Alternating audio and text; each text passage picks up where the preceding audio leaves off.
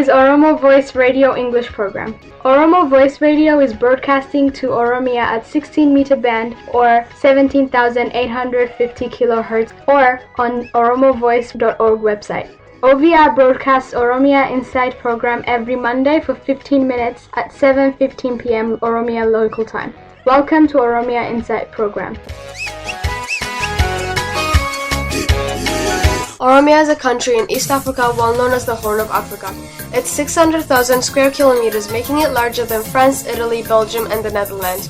Oromia is populated by over 40 million people. It's the origin of human race and the Gada system.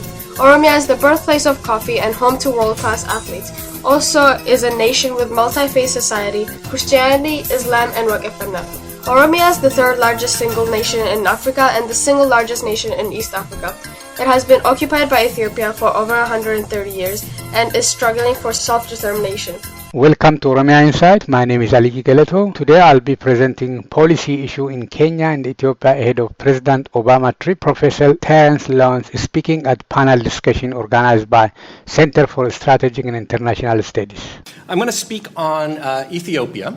Let me begin by saying that in addition to the challenges of Ethiopia, the President will be speaking at the Africa Union, and that is in fact one of the main reasons, I think, for going to Ethiopia. There's an interest in increasing African governance, increasing Africa's commitment to regional security. The Africa Union is a very weak organization, but yet has taken on some of the most difficult challenges. And while imperfect, it is the show. And so I think that is a worthy objective of a presidential trip.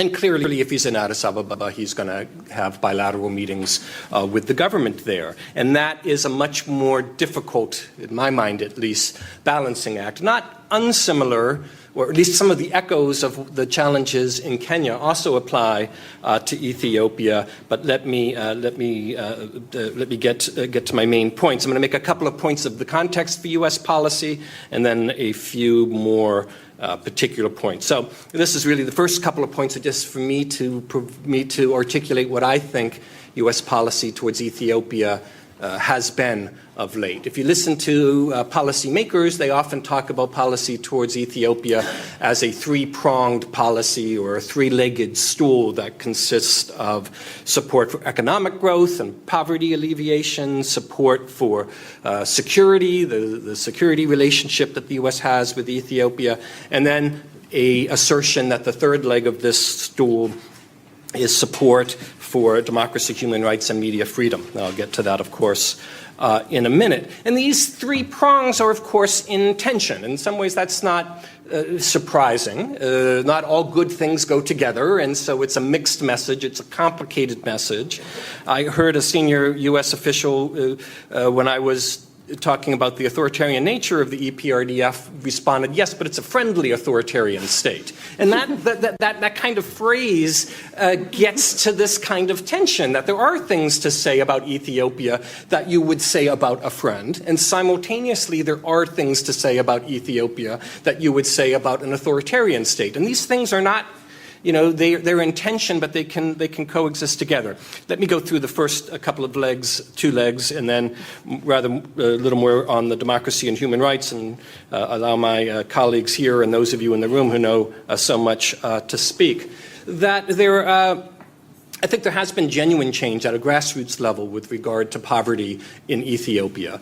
I would urge the president or anybody thinking about Ethiopia to look at the kind of village-level health clinic, regional university kinds of contributions that have been made, and less so on the kind of high modernism of huge dams and trains and so on. I think the real difference is coming at a real micro level, and there's a long way to go. It's very early days of a huge developmental challenge, but there are some things there that deserve support and deserve a recognition. There's some challenges on the economic side. In particular, I think there's some challenges on the questions of, I'll call land leases. A lot of other people would call them land grabs, but that land is being leased to multinational corporations in a way that the most marginalized populations typically do not benefit in justly in the rewards of those projects. On the security front, there's two prongs of that as well. There's a counterterrorism piece, and then there's a peacekeeping piece. The U.S. does have counterterrorism interests in the Horn of Africa.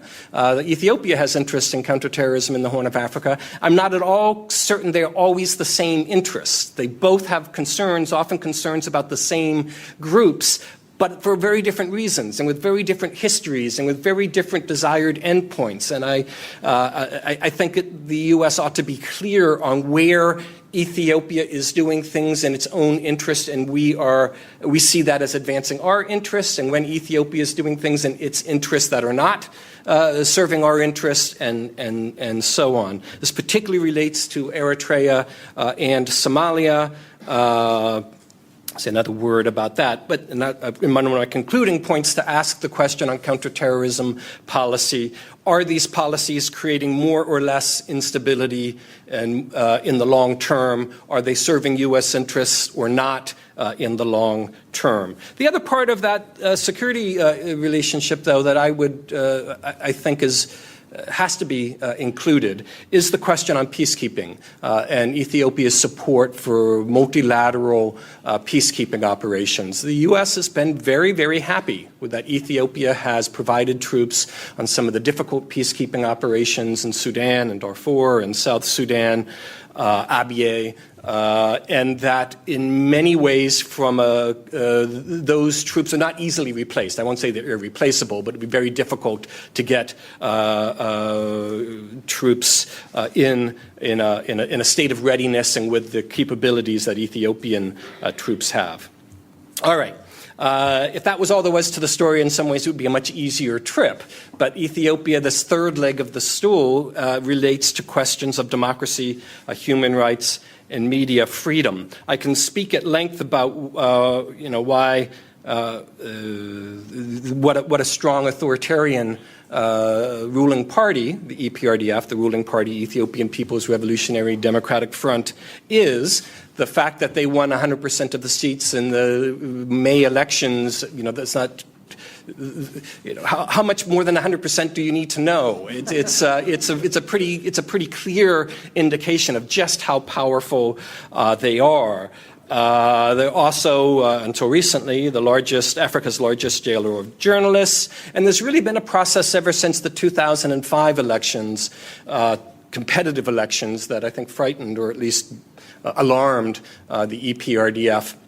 There's been an ongoing process of criminalizing dissent, that if you are trying to articulate an alternative to the party, that is being treated as treason, that's being treated as in league with terrorists, that's being treated as illegitimate, anti-constitutional, anti-people, as they sometimes use the language in Ethiopia. And that is part of this very, very strong authoritarian system. And in that way, U.S. relations with Ethiopia, rather than Kenya perhaps, more resemble relations with other geostrategically important states that have troublesome records on democracy and human rights from the U.S. point of view. Countries like Egypt, countries like Pakistan, countries where two things are going that are in tension with each other, and therefore the United States often struggles to come up with the message when in fact there's two different things that they want to articulate. And so that will be President Obama's challenge. To say simultaneously, we're very happy with some of the development advances. We really appreciate your support for peacekeeping in Abyei and in South Sudan negotiations, but we have deep, deep concerns about the almost complete elimination of political space, the arrests of journalists, the harassment of opposition parties, and the restrictions on civil society. Maybe just make sure, since I don't leave this off the record, that people think I'm not making the point, that Ethiopia has put in laws that that really restrict, have the intention and have had the effect of basically eliminating the ability of Ethiopian civil society organizations to work on democratization, human rights, even things like women's rights, children's rights, the rights of disabled peoples. And that is extremely problematic in a state as large and as complicated as Ethiopia. And it's also used the counterterrorism law to really restrict media. I'd be happy to speak more, and my colleagues may want to fill in some of those details. Now, that's the kind of context of the policy. The two, although I almost always will come up with three, but the two main points that I want to give that are a little bit more trying to synthesize one is on the question of U.S. leverage over Ethiopia, and then the second is about short-term versus long-term security. U.S. government officials often will say that they have very limited leverage over Ethiopia. After all, a lot of our aid budget is tied to things like HIV/AIDS or humanitarian assistance, and so we can't really threaten to cut off that money in order to accomplish to apply pressure on a government as fiercely proud and resistant of international pressure as the Ethiopian government has been. And there's something to that. But I think the point that comes up in the context of this trip is that this trip is leverage. This trip is something the Ethiopians really, really wanted. And while the U.S. might want to say, no, it's not a seal of approval, it's part of discussions with a state, like we have discussions with all kinds of state.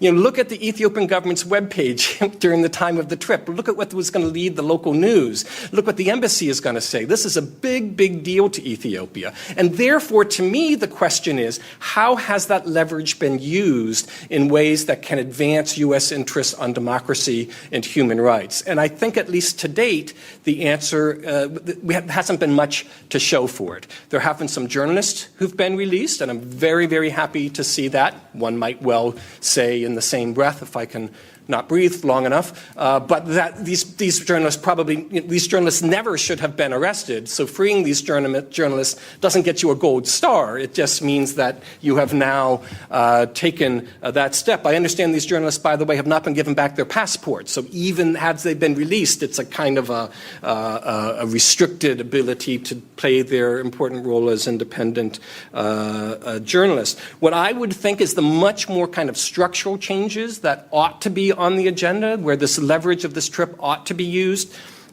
is one, while the journalists are important, they are important and they're important as individual stories, as people who some of us know, but that the real structural power issue, what's much more important, is the conviction of the Ethiopian Muslim leadership that took place earlier this month. That is a big, big deal. That is an important movement.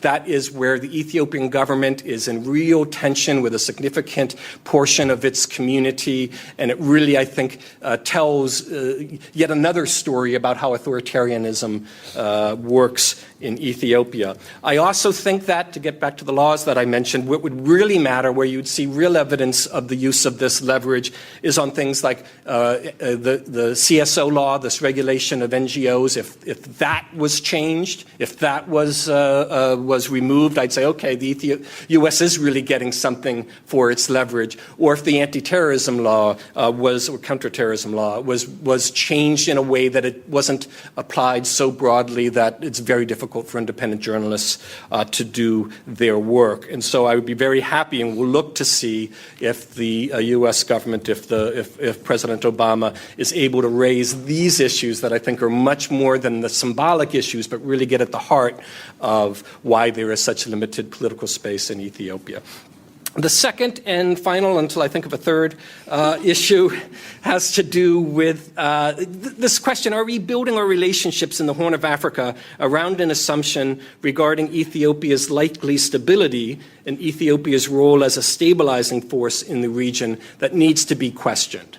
In other words, if the answer to, well, we have to have the strong, friendly relationship with Ethiopia because it is essential for stability in the region, is that necessarily true? Is it true in the long term? What happens to this regime 5, 10, 15 years out? And what might the U.S. be doing now to prepare for that? How is Ethiopia, in fact, playing roles that may destabilize in Somalia, in Eritrea, and potentially elsewhere in the region? I was very taken with Ambassador Bellamy's reminder of the U.S. legacy of working on pro-democracy NGO development in Kenya at a time when it wasn't welcomed, when it was controversial, where the government didn't thank us for that, but yet the payoffs that you see down the road. And I don't think that kind of logic or that type of concern for working with building long-term relationships with the key political leaders of the future has been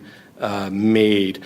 Let me also, on this question of relationships, maybe just end with one final point to make sure that some of you, I know, are journalists who will be going on this trip or who follow relationships. The Ethiopian government has made some really quite astonishing bellicose statements about Eritrea recently that really are laying the groundwork for what could be an escalation of that conflict, the Ethiopia-Eritrea conflict, and that it would be very useful for the United States and for President Obama to say directly to the highest level officials, we are not on board with you on that, that crossing the border into Eritrea would be a catastrophe and you shouldn't do it, to make sure that there's no, was it a yellow light or a green light or a red light, but no ambiguity.